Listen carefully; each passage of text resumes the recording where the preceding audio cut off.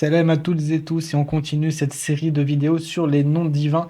On en était arrivé aux trois noms Al-Khaliq, Al-Bari, Al-Musawwir, et on va voir donc ce que nous dit, ce que nous dit Al-Ghazali à propos de ces trois noms divins. Il va bien faire la distinction entre les trois. Et alors, j'ai pas choisi tout ce qu'il disait, toutes les pages, mais j'ai choisi cet extrait-là, qui est déjà très complexe. Alors, on y va. Qu'est-ce qu'il nous dit? Wa mithaluhu al-insan. Alors, là, il est en train de nous parler de al-khaliq. Et il nous donne un exemple, il nous donne l'exemple de ce qui a été créé, déterminé, etc. Et donc, il nous donne l'exemple de al-insan, c'est-à-dire l'être humain.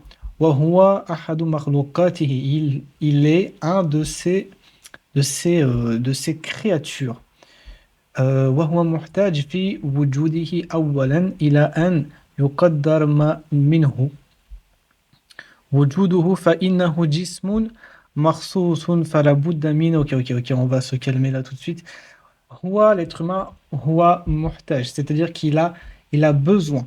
Fi wujudihi, il a besoin dans son existence, c'est-à-dire pour exister, il a besoin, awalan, il a besoin tout d'abord. Il a un yuqaddar que soit déterminé ma. Il faut que ma soit déterminé. Et le ma, minhu wujuduhu. Donc il a besoin que cette chose-là, qu'une chose soit déterminée. C'est sur cette chose-là que l'existence de l'humain repose. Voilà. Donc, c'est-à-dire, pour exister, l'être humain, il a d'abord besoin que soit déterminé ce à partir de quoi son existence sera réalisée.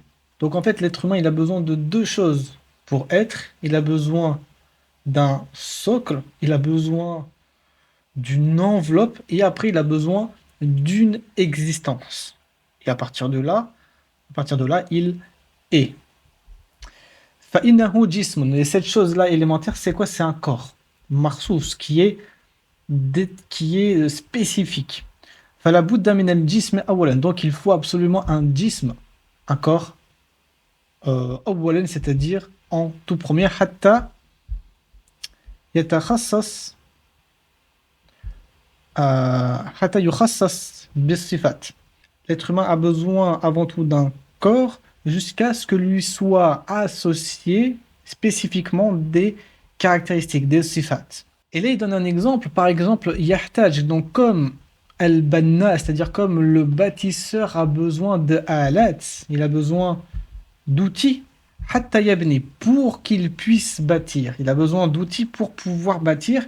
L'être humain, pour pouvoir être, il a besoin d'un d'une enveloppe corporelle. ثم لا يصلح لبنية الإنسان إلا الماء والتراب. Ensuite, il nous dit que pour la construction de l'être humain, il faut absolument de l'eau et de la terre. جميعا, ensemble. Il ne faut pas autre chose. إذ التراب وحده يابس. Et là, il explique pourquoi il faut ces deux éléments. Il dit que la terre seule, elle est yabis mahd, c'est-à-dire qu'elle est sèche, pure. Elle est d'une sécheresse pure et absolue. La yansani wa la yanatif fil harakat. L'élémentaire ne peut pas, l'élémentaire, pas l'élémentaire. L'élémentaire ne peut pas être insana ici. Ça a donné le mot al-muthanna, c'est-à-dire le duel. Ça veut dire se plier. Donc on prend par exemple une ficelle et on la replie sur elle-même. Ça donne deux éléments. Euh, et d'ailleurs, le thana en arabe, c'est le compliment. Complimenter quelqu'un, on va dire thana. Là, le compliment. Et donc ça veut dire que le compliment en arabe, c'est le fait d'évoquer à plusieurs reprises les qualités de quelqu'un. Il y a cette idée de takrar. c'est-à-dire de répétition dans le thana. In thana, c'est le fait d'être, de se plier sur lui-même. Wayan atif, c'est le fait de pencher. C'est-à-dire que la terre, elle ne peut pas être pliée. Il faut imaginer une statue faite de pierre, ou faite d'argile, pardon.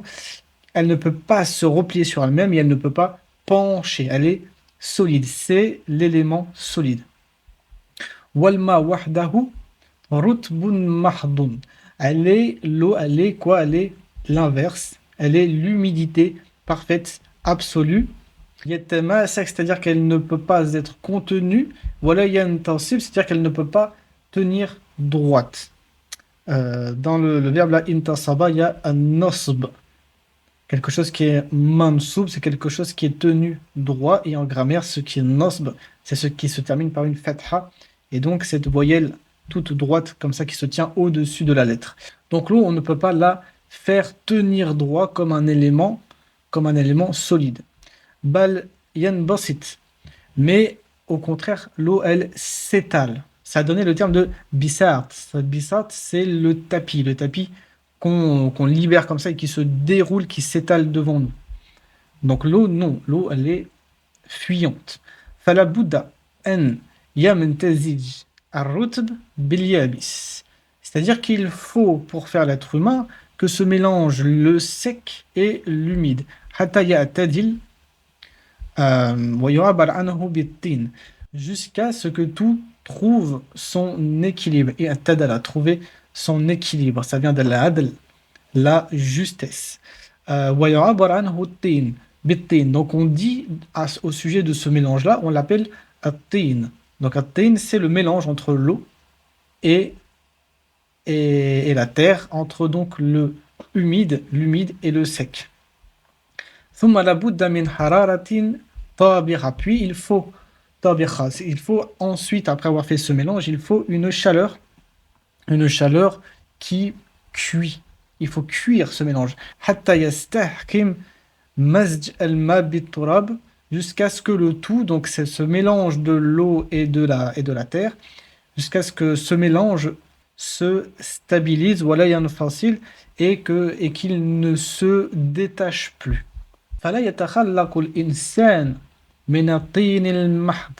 C'est-à-dire que l'homme ne se crée pas avec simplement de la glaise pure. Bal, mais min salsalin kal fakhar. As-salsal, c'est ce mélange-là qui a été effectué de l'eau et de la terre, mais sans l'action du feu. Et les Arabes ont appelé ce mélange-là salsal. Ça vient du verbe salla, le fait de sonner, de teinter. Donc, c'est ce qu'on obtient après avoir créé le mélange et qui, une fois que l'on tape dessus, résonne. C'est ce qui résonne. Et donc, ça, c'est avant l'action du feu. Et avec l'action du feu, ça va nous donner le fakhar, c'est-à-dire la poterie, la faïence. C'est ce qu'il dit ici, wal fakhar huwa tinu al-ma'jun bil ma. Donc, c'est la glaise, le fakhar, c'est la glaise qui a été malaxée avec de l'eau, allazi qad amilat fihi an-nar, qui a été travaillée avec un nar, avec le feu, hatta ahkamat mizajahu, jusqu'à ce que ce mélange se soit stabilisé. Donc là, on a plusieurs choses. On a at-tin, c'est l'argile, c'est le mélange de l'eau et de la terre. On a le sol, c'est la finalité de ce mélange quand on obtient un objet qui sonne, quand on tape dessus, mais il n'y a pas eu encore l'action du feu. Et quand on mélange le tout, qu'on malaxe la terre, la glaise avec de l'eau et qu'on fait agir dessus le feu, là on obtient le fakhar, c'est-à-dire la faïence. Et d'ailleurs, dans fakhar, on retrouve un petit peu la notion de teinté, la notion de sonorité. Pourquoi? Parce que ça vient de la racine fakhara, et dans fakhara, on trouve le sens de l'orgueil, celui qui dit tout fort, celui qui fait sonner ses propres qualités. ثم يحتاج إلى تقدير الماء watin bimaqdar makhsous. Donc après ce mélange-là, il a besoin d'une quantité précise. فإنه إن صغر مثلا لم تحصل منه الأفعال الإنسانية.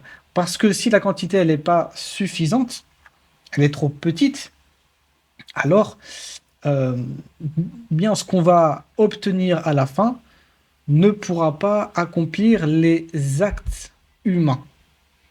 Notre humain sera incomplet. Bal kana ala qadri al-dhar. Il sera comme par exemple un atome ou un neml, c'est-à-dire comment ça s'appelle, une fourmi. Fatasfihi ar-riyah. Et donc, il va être balayé par les vents. Wa yuhlikuhu adna shay.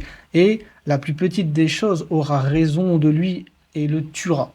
Voilà, yahtaj, mais il n'a pas besoin non plus de la quantité qu'il faut pour créer les montagnes, la quantité de terre qu'il faut pour créer les montagnes. فَإِنْ ذَلِكَ يَزِيدُ عَلَى قَدْرِ الْحَاجَةِ, parce que ce sera beaucoup trop par rapport à ce dont il a besoin en termes de quantité. Bal el-kafi, ce qu'il faut, c'est la quantité suffisante. Min ghayri ziyada wa nuqsan, sans trop ni peu, ni trop ni peu, quoi. On est là-dedans. Qadr, il faut une quantité qui est connue, c'est la quantité qui est connue, qui est ma'loum. Ya'lamuhu Allah, Azza wa Jal, qui n'est connu donc que d'Allah. Et il termine. Donc ça, c'est pour expliquer le nom Al-Khaliq. Qui est Al-Khaliq? En fait, c'est celui qui maîtrise ce mélange-là parfait de toutes choses. Ça, c'est Al-Khaliq. Et donc là, il va nous faire un petit peu le résumé des trois noms, Al-Khaliq, Al-Bari et Al-Musawwir. On n'a pas tout lu parce que ce serait un peu long. وكل ذلك يرجع إلى التقدير فهو باعتبار تقدير هذه الأمور خالق. Donc tout cela renvoie à at-taqdir, c'est-à-dire la détermination. وهو باعتبار تقدير, donc d'un point de vue du taqdir, d'un point de vue de la détermination, ce qu'il faut pour que la recette de cuisine soit parfaite, on va appeler Allah al-Khaliq de ce point de vue-là. Et d'un point de vue de l'ijad, d'un point de vue de rendre vivant, en étant sur wifq at-taqdir, en étant donc compatible avec cette mesure-là, on va l'appeler al-musawwir, donc celui qui donne les formes. Il va donner les formes parfaites, parfaitement assemblées à at-taqdir, donc à la détermination. Et il est Allah bi'atibar mujarrid al-ijad, d'un point de vue de simplement le fait d'être, d'exister, de venir au monde, wal-ikhraj, et le fait de sortir de l'inexistant, donc de passer d'inexistant à existant.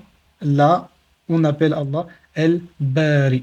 Donc voilà la distinction entre al-Khaliq, al-Musawwir. Donc al-Khaliq, c'est l'architecte, celui qui fait les mesures. Al-Musawwir, c'est celui qui crée les moules et qui crée les formes correspondant aux mesures qui ont été préalablement faites. Et celui qui est, quand il est al-Bari, donc il fait passer de l'inexistence à l'existence.